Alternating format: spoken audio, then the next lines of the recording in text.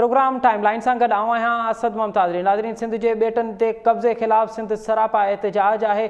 सुभाणे सिंध जी राजधानी में सिंध तरक़ी पसंद पार्टी तरफ़ां एहतजाजी रैली जो सॾु ॾिनो वियो आहे। अॼु जामशोरे में सिंध एक्शन कमेटी जो इजलास थियो आहे। सिंध एक्शन कमेटी खे बहाल कयो वियो आहे। उते मुख़्तलिफ़ फ़ैसिला कया विया आहिनि। सिंध एक्शन कमेटी जे सरबराह जलाल महमूद शाह हिन ॿेटनि जे ख़िलाफ़ अवामी मज़ामत पुरअमन अवामी मज़ामत जो ऐलान कयो आहे, जंहिंमें मुख़्तलिफ़ सियासी समाजी पार्टियूं हुन में शरीक आहिनि। हाणे ॾिसणो इहो आहे त सिंध त सरापा एहतजाज आहे। कराची खां कश्मीर ताईं सिंध एहतजाज करे पई ऐं अवामी मज़ामत जे तरफ़ हिकु क़दम बि वधायो आहे। ॾिसणो इहो आहे त पीपल्स पार्टी जे लाइ हाणे ईंदड़ वक़्त में कहिड़ा फ़ैसिला करणा आहिनि ऐं सिंध जा साञा वंद हिन खे कीअं था ॾिसनि, इहो ॼाणींदासीं। हिन वक़्तु असांखे प्रोग्राम में जॉइन कयो आहे सिंध तरक़ी पसंद पार्टी जे सरबराह डॉक्टर कादिर मक्सी साहब ऐं सिंध यूनाइटेड पार्टी जे सरबराह सैयद जलाल महमूद शाह साहब। डॉक्टर साहब, सभ खां पहिरियों त इहो ॿुधाइजो त जेको सुभाणे तव्हां मार्च जो ऐलान कयो आहे कराची में, उन में बुनियादी मुतालबो कहिड़ो हूंदो आहे जो छा सिर्फ़ु ॿेट मुतालबो हूंदा त ॿेटनि ते कब्ज़ो ख़तमु कयो वञे, ऑर्डिनेंस वापसि वरितो वञे, या सिंध असेंबली खां बि इहो मुतालबो कंदो त सिंध असेंबली में बि फौरी तौर ते करारदाद मंज़ूर कई वञे ऐं ॿेटनि जे ख़िलाफ़ ॿेटनि ते कब्ज़े जे ख़िलाफ़? ॿई सबबनि जेकॾहिं वफ़ाक़ी हुकूमत खे अकल अची थो वञे त उहे सदारती ऑर्डिनेंस वापसि वठनि। जेकॾहिं सदारती सदर ऐं वफ़ाक़ी हुकूमत पंहिंजी होॾ ते क़ाइमु थी रहे त पोइ ॿियो ऑप्शन इहो आहे त सिंध हुकूमत फौरी तौर ते हंगामी इजलास सिंध असेंबली जो सॾाए उन्हनि में इहा अक्सर राय सां कागज़ात पास करे इन ऑर्डिनेंस खे रद्द करे। छो जो ही तमामु ज़रूरी आहे त जेका आइनी तरीक़े सां आइनी जंग जेका आहे सिंध जे माण्हुनि पीपल्स पार्टी वारनि खे वोट ॾिनो आहे सिंध जे तक़दुस जी बहाल रखण जे लाइ, जाग्राफिकल क़ौमी वहदत जूं जाग्राफिकल हदुनि जी हिफ़ाज़त जे लाइ, इहो इन लाइ वोट ॾिनो आहे त तव्हां हुकूमत करियो। इन लाइ वोट न ॾिनो आहे त तव्हां असांजे वतन खे तीनवाल करे असांजे अबनि ॾाॾनि जा नस्लुनि खां नस्लुनि ताईं जेके सिंध जा विरसा आहिनि असास आहिनि उहे तव्हां तीनवाल करे ऐं पंहिंजा पेट भरियो, पंहिंजा बैंक बैलेंस वधायो। इन लाइ सिंध जे माण्हुनि वोट न ॾिनो आहे। इन करे जेकॾहिं पीपल्स पार्टी खां हिकिड़ी ग़लती थी या पीपल्स पार्टी शौरी नफ़े जे चकर में वेसाघाती कई, हुननि खे इजाज़तनामो ॾिनो त हाणे इजाज़तनामो त बैक थी वियो। इजाज़तनामे जो मसइलो कोन्हे, फेडरल गवर्नमेंट कॾहिं तव्हांजी इन ॻाल्हि खे मञींदी। सवाइ इन जे ॿियो को हल कोन्हे त असेंबली जेको हिकिड़ो अहिड़ो नुमाइंदा फोरम आहे क़ौम जो जिते इहो रेज़ोल्यूशन ऑर्डिनेंस जे ख़िलाफ़ पास थिए ऐं पोइ सदर खे मोकिलियो वञे त बाबा सिंध असेंबली अक्सर त राय सां या मुतफ़िक़ तौर ते ई करारदाद पास कई आहे जंहिंमें तव्हांजे सदारती रेफरेंस खे रद्द कयो आहे। असां सिंध में इन क़िस्म जी का बि हलचल थियण न ॾींदासीं। जी डॉक्टर साहब, अवां सां लाइन ते रहिजो, असांजो राब्तो बहाल थियो आहे सैयद जलाल महमूद शाह साहब खां। जलाल महमूद शाह साहब, मुंहिंजो आवाज़ अवां ताईं अचे पियो? जी जी। अच्छा शाह साहब, अॼु के अवां जे जेको इजलास थियो आहे उन में अवां ॿेटनि ते कब्ज़ो आहे उनखे फ़लस्तीन ऐं इसराइल सां कंपेयर कयो आहे, इहो थोरो वज़ाहत कंदो त इहो कीअं? हेलो जी जी जी जी। शाह साहब, अॼु जेको अवां जो जेका अवां प्रेस रिलीज़ जारी कई आहे, को अवां प्रेस सां मुखातिब थिया आहियो इजलास खां पोइ, उन में अवां ॿेटनि ते कब्ज़े खे फ़लस्तीन ऐं इसराइल सां कंपेयर कयो आहे, इन जी थोरी वज़ाहत कजो। इन जी ईअं आहे त ॿेट जे सहूलियतुनि जे बजाए शहर ॾियण जो मतिलबु छा आहे? छा हींअर असांखे कराची शहर असांखां संभालिजे थो? जेको कराची शहर नथो संभालिजे वरी उन जा ॿेटनि ते वरी हिकिड़ा ॿिया शहर आबाद करणु, इहा माना इन जी आहे त धारी आबादकारी ऐं ग़ैर मुल्की माण्हू जेके आहिनि उहे आबाद थियनि ऐं उन्हनि जो को तवाज़ुन न हुजे। इन जे करे असां इहो चयो आहे। अच्छा, इन तमामु तर मामले में अवां पीपल्स पार्टी खे कीअं था ॾिसो? अगरि पीपल्स पार्टी जी इहा स्टेटमेंट अचे थी पई, जेको बार बार उनजा वज़ीर चवनि था पिया त असां बेख़बर हुआसीं, असांखे ख़बर ई कोन पई त ऑर्डिनेंस अची वियो, इहा का बेख़बरी आहे, नाहिली आहे या गठजोड़ आहे, अवां कीअं था ॾिसो? पीपल्स पार्टीअ जी सॼी ज़िंदगी इहा ई सियासत आहे, इहा हा बि कंदी आहे न बि कंदी आहे। हा करियां अथव नथा कयूं, ॿई ॻाल्हियूं हूंदियूं आहिनि। उन जे करे असीं ईअं सम्झूं था त इन जी डबल पॉलिसी आहे, हिकिड़े तरफ़ NOC ॾिनी अथनि, वरी ॿिए तरफ़ वरी चवनि था त असां कुझु कोन कयो आहे। अला कोन कयो आहे, भला हींअर ई करियो, हाणे करियो, भला हाणे सिंध असेंबली तव्हांजे चवण में रुॻो करारदाद पास कयो इन ऑर्डिनेंस जे ख़िलाफ़, तॾहिं बि असीं मञूं।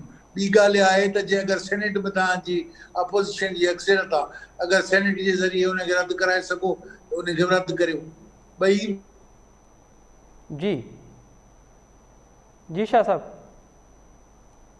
जी असांजो आवाज़ ॿई थी सघनि। ॿई पीपल्स पार्टी उहे आहिनि जेके अवाम खां मुतालबा कंदा आहिनि। बाबा हुकूमत अवाम खां मुतालबा कान कंदी आहे, हुकूमत अवाम खां मुतालबा कान कंदी आहे। हुकूमत जेको करिणो आहे सो करे छॾे। असीं चऊं था त जेकर हिन वक़्तु इहो करणो ऐं सिंध असेंबली खां घटि में घटि हिकु करारदाद पास कराए इन ऑर्डिनेंस खे रद्द करे। ठीक है। अच्छा डॉक्टर कादिर मुखी साहब अवां कीअं पिया ॾिसो पीपल्स पार्टी जो जेको इहो नैरेटिव आहे त असां बेख़बर हुआसीं, असां कोरोना में, असां बरसाति में, असां माकड़नि जे उन में लॻा पिया हुआसीं, पोयां इहो ऑर्डिनेंस जारी थियो, असांखे का ख़बर न पई।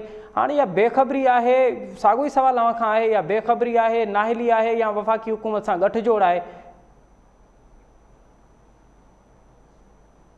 कादिर मुखी साहब मुंहिंजो आवाज़ अव्हां ते पहुचे पियो? हेलो जी डॉक्टर साहब मुझे ॾिसो पीपल्स पार्टी शर्म परचाए थी, छो जो पीपल्स पार्टी हिकिड़ो वॾो ब्लंडर करे चुकी आहे सिंध सां। पहिरीं ॻाल्हि इहा त ऑर्डिनेंस जारी थियो आहे त ऑर्डिनेंस 2 सेप्टेम्बर ते जारी थियो आहे ऐं 2 सेप्टेम्बर ऐं असां वटि पब्लिकली इन जो चर्चो 4 अक्टूबर खां शुरू थियो आहे, पूरो महीनो हूंदो आहे ऐं ऑर्डिनेंस जारी थियो हूंदो त ज़रूर हुननि सिंध हुकूमत खे कम्युनिकेट ऐं कोऑर्डिनेट कयो हूंदो। ऐं जुलाई में पाकिस्तान पीपल्स पार्टी इन्हनि बेटनि ते डेवलपमेंट जी वफ़ाक़ी हुकूमत खे मंज़ूरी ॾिनी आहे लैंड यूटिलाइज़ेशन डिपार्टमेंट जे मार्फत। हाणे जॾहिं तव्हां 6 जुलाई ते इन जी मंज़ूरी ॾिनी आहे तॾहिं ई वफ़ाक़ी हुकूमत पोइ उनखे खणी एक्सटेंड कयो। हिननि हिकिड़े भुंडार ॿेट जी ॾिनी आहे, जेको वॾे खां वॾो ॿेट 12,000 एकड़ खुशकी वारी ज़मीन उते मौजूदु, त हिननि उनजी इजाज़त ॾिनी आहे। हुननि पोइ हिकु हथु अॻिते वधी सॼे ॿेटनि खे मिलाए खणी उहा आइलैंड डेवलपमेंट अथॉरिटी ठाहे छॾी आहे फेडरल गवर्नमेंट जी। पर पाकिस्तान पीपल्स पार्टी जी इहा सिंध सां वॾे में वॾी वेसाघाती आहे, ब्लंडर आहे, धोखो आहे। इन करे पाकिस्तान पीपल्स पार्टी खे इन क़िस्म जी ॻाल्हि करण त असांखे ख़बर कोन हुआसीं, असीं सुता पियासीं, असीं कंहिं वॾे अहम मिशन में लॻल हुआसीं। वफ़ाक़ी हुकूमत जो कमु करे छॾियो, ठीकु आहे, करे छॾियो न वफ़ाक़ी हुकूमत, हुननि खे जेको करिणो करे छॾियो। हाणे तव्हांखे जेको कमु करिणो आहे इन तरह त तव्हीं कयो न। तव्हां फौरी असेंबली जो इजलास सदाए करारदाद पास करे उन ऑर्डिनेंस खे रद्द करे मोकिलियो न वफ़ाक़े। तव्हीं अञा छाजो पिया गीतूं ॾे पीपल्स पार्टी त बाबा इजलास थिए न थिए, छा थिए, सोचूं मशवरो करियूं, फलाणो आइनी माहिरनि सां मशवरो कयूं, त ही ख़ुदि हिन सॼे कम में हिसेदार आहिनि। तव्हांखे ख़बर आहे त ॿेटनि जी डेवलपमेंट जो जेको बुनियादी ठीको आहे उहो रियाज़ मलिक ॾे आहे ऐं रियाज़ मलिक बहरिया वारे सॼे मंसूबे में जो हिसेदार आहे। नवाब शाह में बि बहरिया टाउन ठाहियो, ज़मीन ॾिनी आहे ऐं उन में हिसेदार ही जेका 16,000 डॉक्टर साहब सिंध हुकूमत ऐं पीपल्स पार्टी जे त अमल ते अवां ॻाल्हायो था पिया, इहो यकीनन उनखे मज़ामत जोॻो आहे, सॼी सिंध उन ते मज़ामत करे पई। पर वफ़ाक़ी हुकूमत आख़िर छो न सिर्फ़ु तहरीक इंसाफ़ जी हुकूमत, असां पीपल्स पार्टी बि ॾिठोसीं त वफ़ाक़ी हुकूमत में उन बि इहो प्रोजेक्ट आंदो, मुशर्रफ बि इहो प्रोजेक्ट आंदो, त वफ़ाक़ी हुकूमत आख़िर कहिड़ी बि हुजे उहा सिंध जे माण्हुनि जे ख़िलाफ़, सिंध जी वधि जे ख़िलाफ़ अहिड़ा फ़ैसिला छो पई करे? ॾिसो बाबा, पंहिंजी जेको कल्ह ख़बरूं आयूं आहिनि त $50 बिलियन इन्वेस्टमेंट थिए पई। $50 बिलियन खे जे पाण सिंधी में चऊं त इहो बादशाह जो नाणो आहे। $50 अरब माण्हू सोचे पाण जहिड़नि माण्हुनि खे मिलनि त पाण सॼी उमिरि ॻणींदासीं, ॻणे कोन सघंदासीं नोट। ही एतिरो वॾो 82 खरब थींदा, 82 खरब थींदा, पर सिंध जी का मिल्कियत त खरबन ऐं पदमन खां वधीक पूरा कंदासीं साईं। जी जी ये एतिरी वॾी इन्वेस्टमेंट थिए पई त सम्झो त जेकर 5-10% बि इन्हनि यारनि जो हिसो रखी छॾियो त तव्हां सम्झो था त केतिरा पैसा 10-12 बिलियन डॉलर इन्हनि जे जेबुनि में वेंदा, त इहे को थोरा पैसा न आहिनि। त इन जे करे हिननि जे वात मां गिफ पई निकिरे त एतिरा पैसा जे कमीशन में अची विया। हिननि खे कंहिं बि हुकुमरान खे पंहिंजी हुकूमतुनि जी त पक ई कान्हे न। पक है तो घणा महीना हुकूमत में रहंदो, न मिस्टर मुराद अली शाह खे पक है तो घणा ॾींहं वज़ीर आला रहंदो। इन करे सम्झनि था त जेतिरो बि कमाए वठूं था सिंध जा माण्हू बेवा क़िस्म जा यतीम क़ौम इन्हनि खे मिली वई आहे।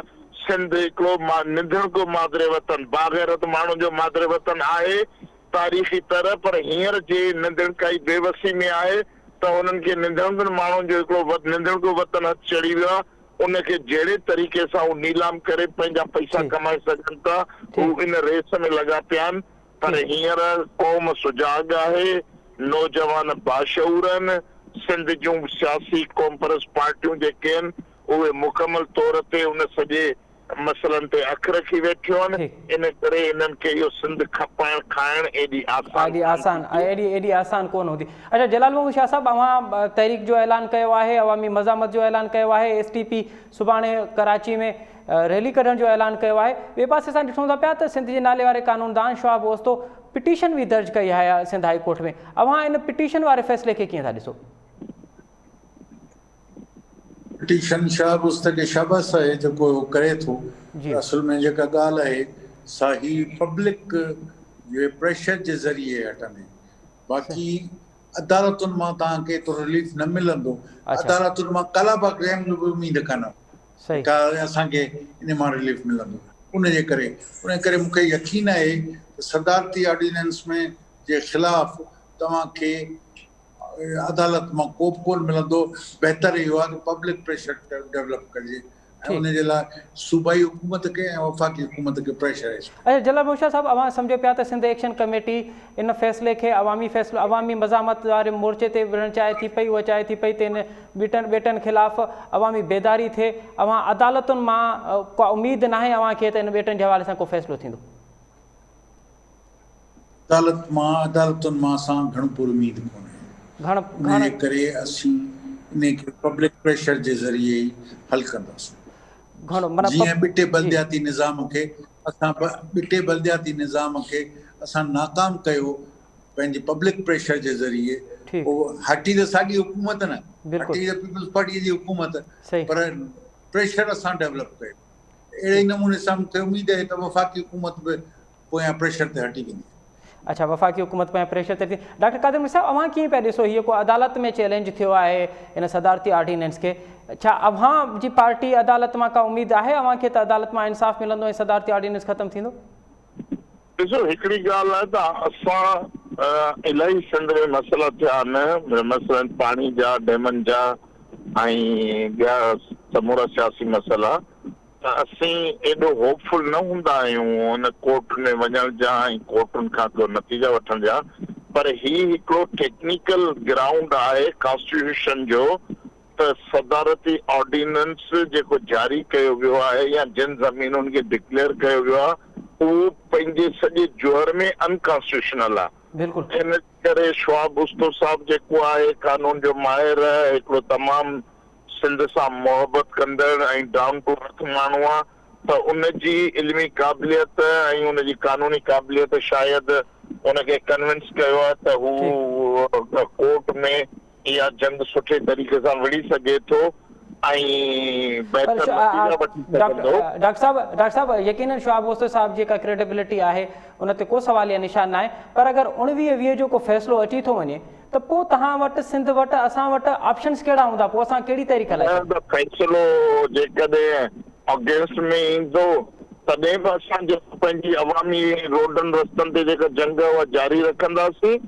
छो जो कोर्ट का उनखे वैलिडेट करे छॾींदी, अनकॉन्स्टिट्यूशनल कम खे कोर्ट वैलिडेट कंदी त कोर्ट ख़ुदि पंहिंजी क्रेडिबिलिटी विञाईंदी ऐं जेकॾहिं ऑर्डिनेंस जे ख़िलाफ़ फ़ैसिलो ॾिए थी त कोर्ट ख़ुदि पंहिंजी क्रेडिबिलिटी बहाल कंदी। असां त हूअं ई जदोजहद जे बुनियाद ते इन सॼी सूरताल खे जारी रखंदासीं। ठीक है। अच्छा जलाल महमूद शाह साहब, जी जी जी जी जी जी अच्छा जलाल शाह साहब, अवां जी ॻाल्हि कई त असां अवामी को मज़ामत आहे, अवाम वटि वेंदो ऐं अवामी मज़ामत जे थ्रू ई रद्द कंदो।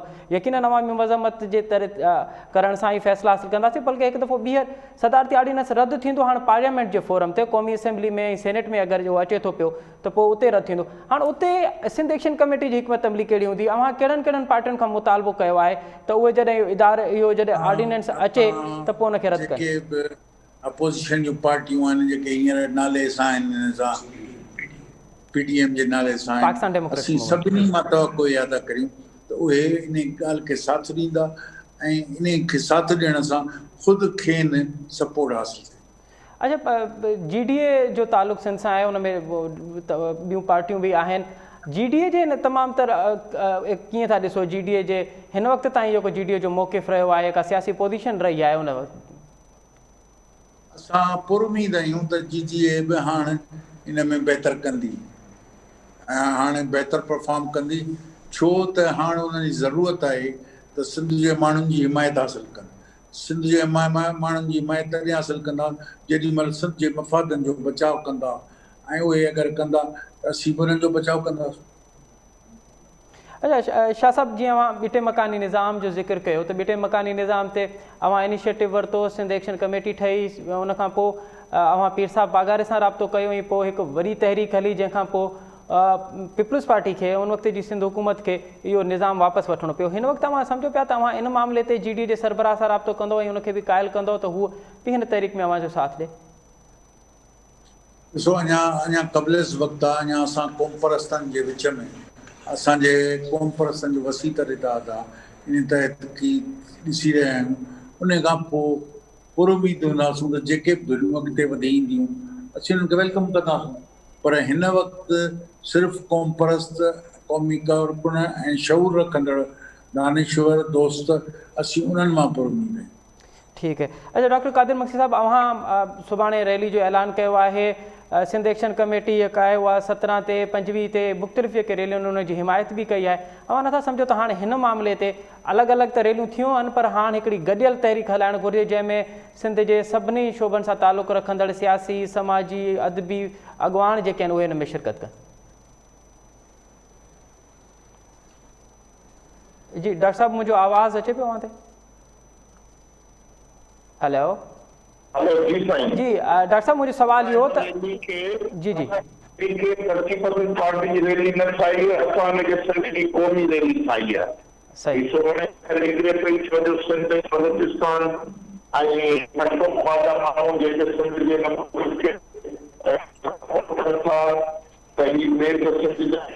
सिंध जी जंहिं सूरत में सिंध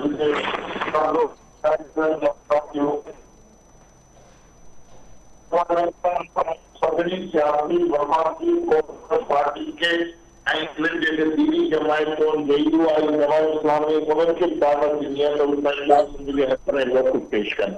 सो इंशाअल्लाह इहो वॾो क़ौमी खेॾ ऐं तारीख़ जो हिकिड़ो वॾो शानदार ऐं निरानो साबित थींदो। अच्छा, अवां जी सुभाणे वारी जेका रैली आहे उन में GDA सां अवां राब्तो कयो आहे? GDA जा अॻवान अवां जी रैली में शिरकत कंदा? GDA मां त असां फ़िलहाल कंहिंखे कोन चयो आहे, छो जो GDA ख़ुदि वफ़ाक़ी काबीना में वज़ारतूं वठी वेठी आहे। त फहमीदा मिर्ज़ा वज़ीर, सदर दिलशाह वज़ीर, इहे PTI जा उम्मीदवार आहिनि और PTI जा हिसेदार आहिनि हुकूमत में। उन खां पोइ उन्हनि को बि मौक़िफ़ कोन ॾिया तो उन्हनि जे वज़ीरनि मुशीरनि को इस्तीफ़ा ॾिए हा, को रद्द अमल करे हा, त पोइ असीं उन्हनि खे पंहिंजे मेड़ में सॾायूं हा। त हिन वक़्तु PTI ऐं PP ऐं GDA हिकिड़े पासे बीठा आहिनि, ॿी सॼी क़ौम ऐं सॼो मुल्क ॿिए पासे बीठो आहे। अच्छा डॉक्टर साहब, अवां सिंध हुकूमत खे त धोखो करार ॾिनो त सिंध हुकूमत जो धोखो आहे, फ़रेब आहे पंहिंजे माण्हुनि सां, पंहिंजी धरती सां। हाणे अगरि GDA जो इतिहाद आहे वफ़ाक़ी हुकूमत, जीअं इहे ऑर्डिनेंस सदर कढियो आहे, सदर आरिफ अलवी कढियो आहे, जंहिंखे GDA जे अॻवाननि वोट ॾिनो, त पोइ GDA जी पोज़ीशन खे अवां कीअं था ॾिसो?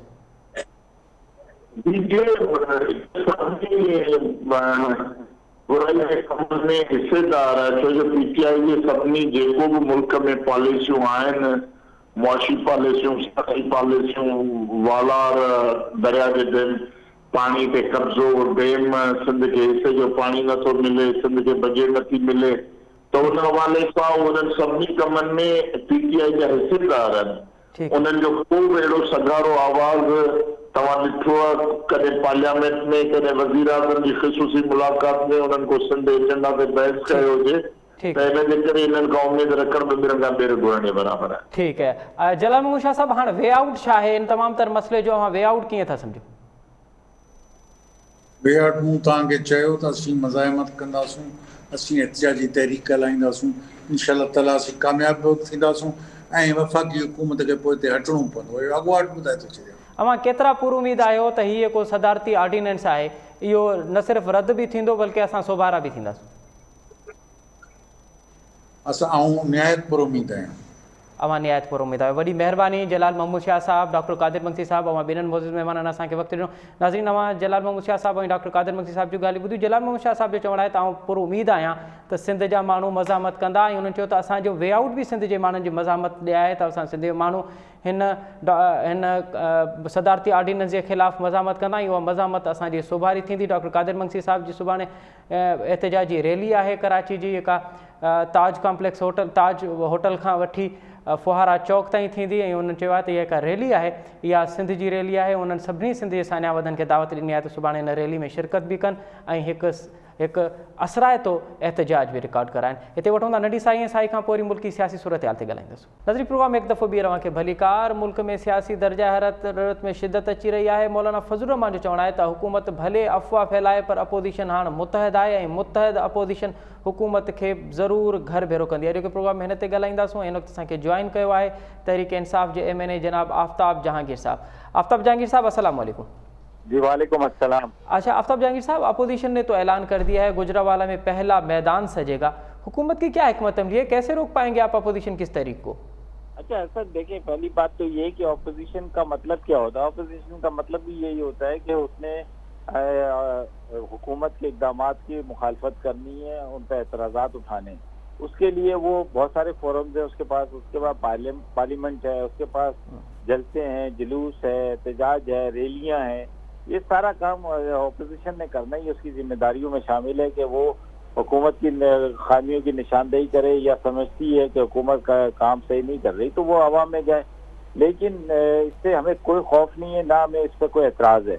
हमें अगर एतराज़ या खौफ वाली बात उस सूरत में होगी कि जब वहाँ पर कोई भी रैली, कोई जुलूस, कोई जलसा जो है वो नुक्से अमन का बायस बनेगा, वो लोगों के माल और अमलाक को नुकसान पहुँचाएगा या वो सरकारी कामों में मदाखलत करेगा हुकूमत, तो उस वक्त ज़ाहिर बात है कि इदारे अपनी हरकत में आएंगे और वो जो भी काम करना है वो करना चाहें, इक़दामात करना चाहें वो कर सकते हैं। ठीक, लेकिन आफ्ताब साहब कुछ तजज़िया निगारों का ये कहना है कि मुत्तहिदा अपोजिशन ने हुकूमत को किस हद तक हिला ज़रूर दिया है कि अब वज़रा जो हैं उनको कोरोना याद आ गया है, शेख रशीद भी कोरोना की बात कर रहे हैं, जबकि PDMA के सरबराह ने कहा है, जनरल अफजल ने कहा है कि कोरोना पे तो हमने कंट्रोल पा लिया है और हुकूमत को अब अचानक कोरोना का जो याद आ गया है, ये दरहकीकत अपोजिशन ने हुकूमत को हिला दिया है। अच्छा देखिए, ऐसा कोरोना तो याद है, कोरोना किसी को भूला नहीं है। ये यकीनन हमारी हुकूमत के इक़दामात से जिसकी बुनियाद पर अल्लाह ताला ने हम पर बड़ा करम किया, बड़ा एहसान किया, और उसके बावजूद इस वक्त जो दुनिया के अंदर कोरोना दोबारा से कोरोना की जो है सेकेंड वेव जो है वो आ रही है। मेरा राब्ता रहता है UK, यूरोप में, अमेरिका में अपने भाइयों के साथ, दोस्तों के साथ, वो बता रहे हैं कि दिन ब दिन हालात फिर खराब होते जा रहे हैं और बहुत शिद्दत के साथ है। इसी का पूरी दुनिया में अगर हमारी ज़रा सी कोताही, ज़रा सी कमजोरी जो है, अगर उसने पाकिस्तान ने जिस तरह इसको अपनी इस इक़दामात से इसको पाकिस्तानी कौम को बचाया है जी, तो अगर खुदा ना खास्ता ऐसी हो जाए और उसके बाद फिर हमें बड़ा नुकसान उठाना पड़े तो फिर मैं ये समझता हूँ कि हुकूमत जो बात कर रही है बिल्कुल सही कर रही है।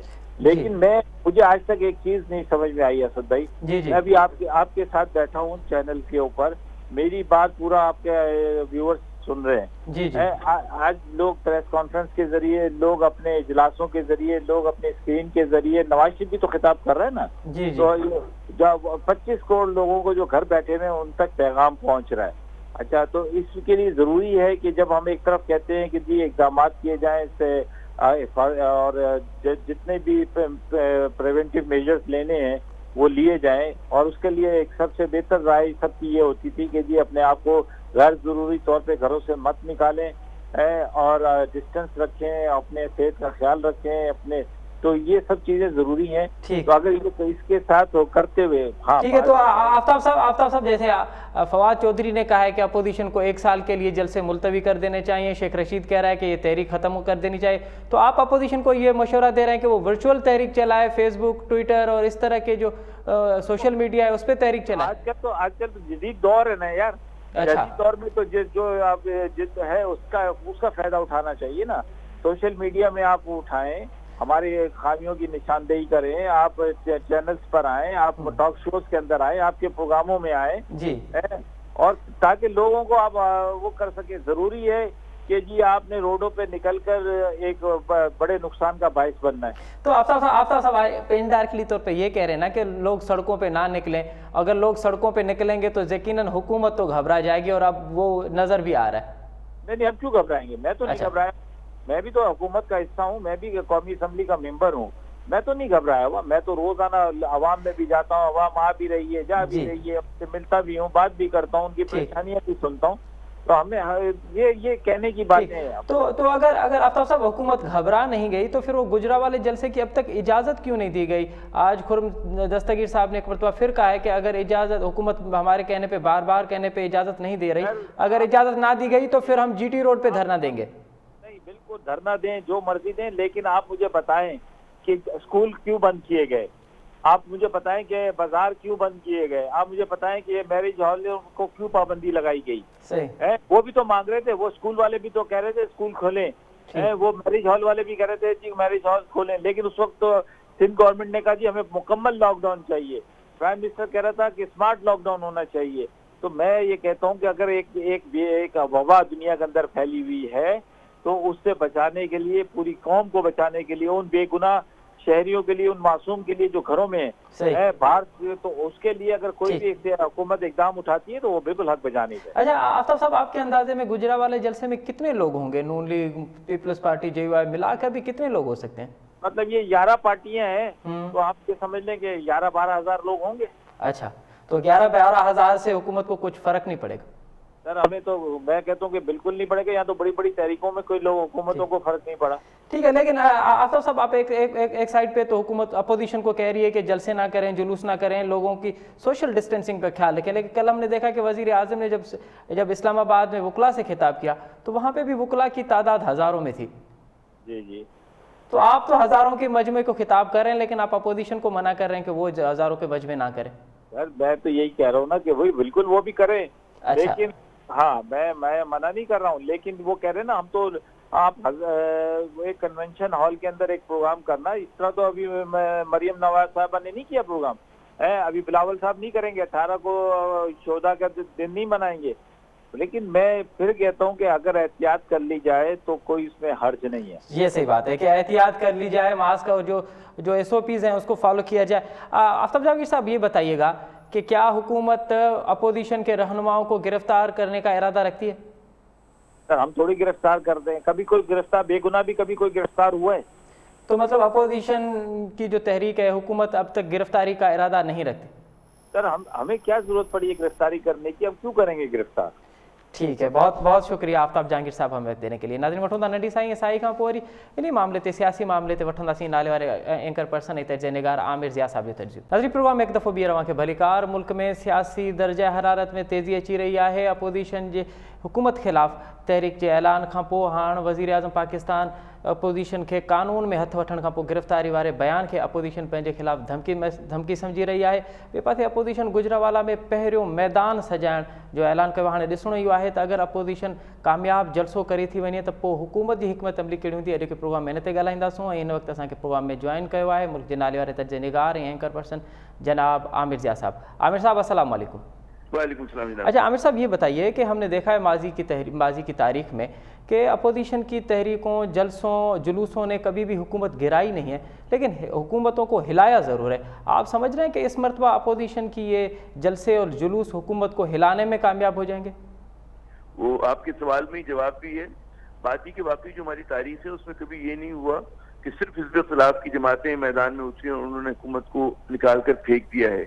उसमें कई बातें होती हैं कि जब तक अमूमन हमारी उस वक्त तब्दीली आती है कि जब हमारे ताकत के जो मराकज़ होते हैं उनके दरमियान कोई तज़ाद अगर पैदा हो जाए, मसलन के अदलिया, फौज और पार्लियामेंट या जो हुकूमत है उनके दरमियान अगर हम देखते हैं कि फ्रिक्शन होता है तो हमारी हुकूमतें तब्दील होती हैं। सिर्फ अवामी एहतजाज पर हुकूमत तब्दील होने की हमारी अभी तक तारीख में कोई मिसाल नहीं मिलती।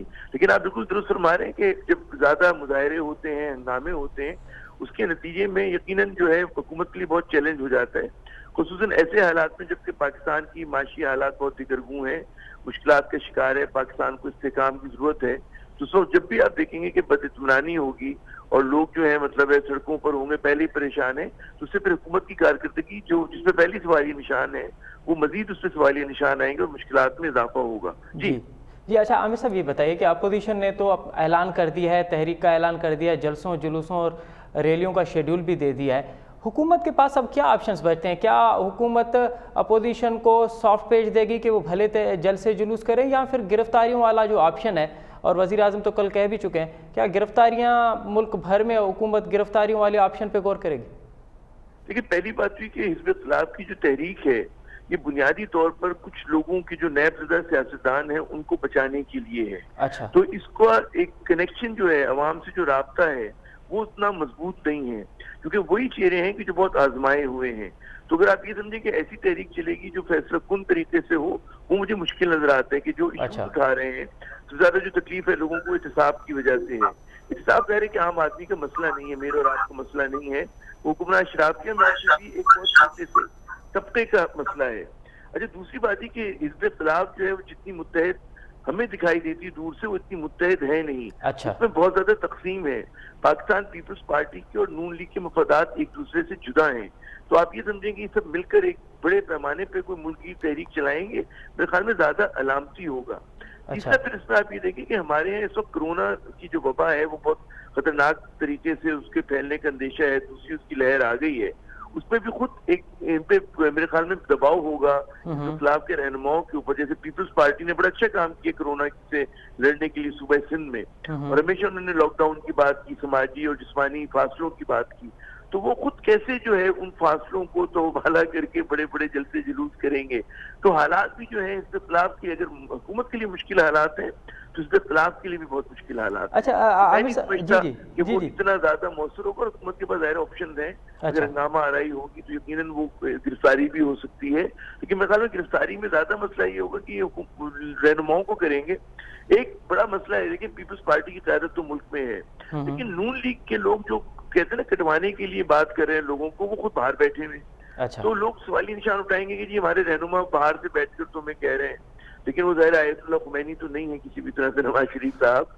तो मुझे मुश्किल नजर आता है इसमें, कोई इतना ज्यादा मुझे उम्मीद नहीं है इसमें कि ये लोग बहुत ज्यादा वो कर सके। अच्छा आमिर साहब आपने कहा कि आपको अभी भी अपोजिशन जो है वो मुत्तहद नजर नहीं आती, वो तकसीम नजर आती है। तो अपोजिशन की तीन बड़ी पार्टियां हैं, मुस्लिम लीग नून, पीपल्स पार्टी और JI। तो इन तीन बड़ी जमातों में आपको कौन सी जमात जो है आप समझते हैं कि वो हुकूमत के लिए टफ टाइम साबित करेगी? भले अपोजिशन तकसीम भी हो जाए तो वो अकेली जमात भी हुकूमत के लिए टफ टाइम साबित कर सकती है। देखिए पहली बात तो ये आप पीपल्स पार्टी को देखें, पीपल्स पार्टी जो है वो सूबे सिंध में बरसरतदार है और वो कभी ऐसी उस तहरीक में जाएगी कि जिसके नतीजे में उसको अभी जो उसके पास शेयर है उससे ज्यादा शेयर मिले तो जाएगा, वरना कोई उनको वो कोई एक्सटेंसिबल बात नहीं होगी उनके लिए, तो उनको तो उठा के रखते हैं। मैं नहीं समझता कि पीपल्स पार्टी डू एंड डाई के मूड में है। अच्छा नून लीग के अंदर अगर आप बात करें तो नून लीग की जो अभी नजर आ रहा है कि उनकी अपना शहबाज शरीफ जो है वो इत्मीनान से जेल में जाके बैठ गए हैं, और वो वजह यही है कि वो क्योंकि तहरीक के आदमी नहीं है, मुजाहिमत के आदमी नहीं है, और उन जैसे बहुत सारे हैं नून लीग में, उसके DNA में जो है लड़ाई झगड़ा उस तरह की बात नहीं। यकीनन एक हिस्सा जो है नून लीग का वो निकलेगा, लेकिन पूरी नून लीग निकले मुझे मुश्किल नजर आता है। अच्छा। फिर अवामी जो एक मेरे ख्याल में लोगों को जमा कर सकते हैं वो मौलाना फजल रहमान है, स्ट्रीट पावर के लिहाज से कि मदारिस के बच्चे उनके पास हैं, लेकिन क्या जो उलमा हजरात हैं देवबंद के, क्या वो इस तरह की मतलब है एक कहते हैं ना सतही सियासत के लिए अपने बच्चों को इस्तेमाल करने देंगे, तमाम बच्चों को कराची से लेकर खैबर तक? तो उसमें भी मुझे नजर नहीं आता कि बहुत बड़ा कोई एक ऐसी चीज होगी जो दिक्कत होगी। कहीं ना कहीं चीजें मैनेज हो जाएंगी। मौलाना बहुत गुस्से में है, सबसे ज्यादा मौसर ताकत मौलाना के ही पास है।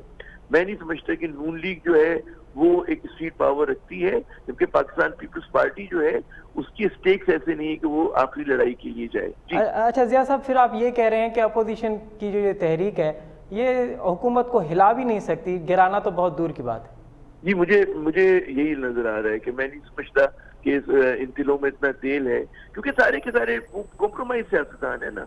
आप मुझे बताइए MRD की तहरीक चला करती थी, वो हम लोगों ने देखी है, उसमें शामिल भी रहे, तो उसका लीडरशिप का मूड बिल्कुल डिफरेंट होता था। वो किसी इस तरह के तनादात में पैनामा के अंदर कोई करप्शन केसेस में नहीं होता था।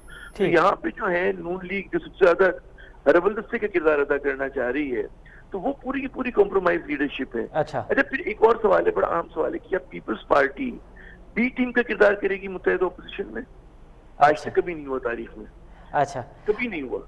तो पीपल्स पार्टी भी ऐसा कोई कि वो तुम चिल्ला बन जाए पीपल्स पार्टी कल को नून लीग का, या पीपल्स पार्टी जो है वो JUIF का तुम चिल्ला बन जाए, ऐसा भी नहीं होगा। ये गैर मंतकी बात है कि ये नहीं हो सकता कि मतलब सेहरा दिलाने के लिए किसी और के चेहरे पर पीपल्स पार्टी अपना नुकसान करा ले ना, तो ये हजम नहीं होती बात, जो हमने थोड़ी सी सियासत को समझा और देखा। ठीक है। अच्छा आमिर साहब, अपोजिशन ने तो ऐलान कर दिया है तहरीकों का, जुलूस का, और 16 अक्टूबर को पहला जलसा भी होने जा रहा है। आज वज़ीर आज़म का ये स्टेटमेंट आई है वज़ीर आज़म की कि हम आइन और कानून की रहनुमाई के लिए हुकूमत की मदद जारी रखेंगे। यकीनन जमहूरी हुकूमत है, इसकी मदद तो इदारों को करनी चाहिए, लेकिन आप क्या समझते हैं कि आर्मी चीफ की ये स्टेटमेंट अपोजिशन के लिए क्या पैगाम है? बात ही कि ऑपोजिशन के लिए पैगाम ये है, देखिए इस वक्त हमारे हुकूमत हो, साथ इदारे हों, हमारा मीडिया का एक बहुत बड़ा सेक्शन है, जो लोग पाकिस्तान की सियासत को समझते हैं और उसको हमारे खतरात का अंदाजा है, वो चाहेंगे कि मुल्क में इस्तेहकाम रहे, मुल्क में कोई ऐसी सूरत हाल ना हो कि जिसमें लोग जो है मजीद हमारा मुल्क जो मुश्किलात में चला जाए, हंगामा आराई की वजह से, अमन अमान के उसकी वजह से ना। तो जाहिर है कि हमेशा ये होता है कि जो इदारे होते हैं वो कोशिश करते हैं कि स्टेबलाइज करें चीजों को, तो उसी की कोशिशें जारी रहेंगी। उसका मतलब ये नहीं होता कि वो किसी के खिलाफ है, किसी के साथ है। असल चीज मुकद्दम ये कि जी रियासत पाकिस्तान जो है वो चलती रहे, और उसमें जमहूरी हक मुजाहरा करना, वो करना, जुलूस करना, लेकिन अगर वो तोड़ फोड़ पर आ जाए और वो देखिए, अगर ये रिवायत पड़ गई कि आपने 10,000 लोग जमा किए और 50,000 लोग जमा किए, हुकूमत बदल दे, तो ऐसा नहीं हो सकता। इमरान खान कितने महीने बैठे रहते थे वहाँ पे 2014 में, तो वो क्या तब्दीली ला सके थे? नहीं ला सके थे। तो तब्दीली आई थी अदलिया के जरिए, तब्दीली आई थी मतलब है कहीं और से, ठीक है ना। तो वो चीज होगी, ये लोग कितने इस तरह से जलसे जुलूस करें, आई डोंट थिंक सो कि इनको कोई बहुत ज्यादा उसमें वो मिलेगा, पजीराई मिलेगी। बहुत बहुत शुक्रिया आमिर जिया साहब हमें वक्त देने के लिए। नाज़रीन, अवां नाले वारी तजिंदेगार ऐं एंकर पर्सन जनाब आमिर जिया साहब जी ॻाल्हियूं ॿुधियूं। उन्हनि चवणु त हुकूमत अपोजिशन हिन वक़्तु बि उनखे जेका तक़सीम थींदी नज़र अचे पई, ऐं तक़सीम अपोजिशन जेका आहे उहा हुकूमत लाइ को वॾो मसइलो साबित नथी करे सघे। इन सां गॾोगॾु प्रोग्राम जो वक़्तु पंहिंजी पुॼाणी ते पहुतो। असद मुमताज़ रेड खे ॾींदा इजाज़त। अला भाई।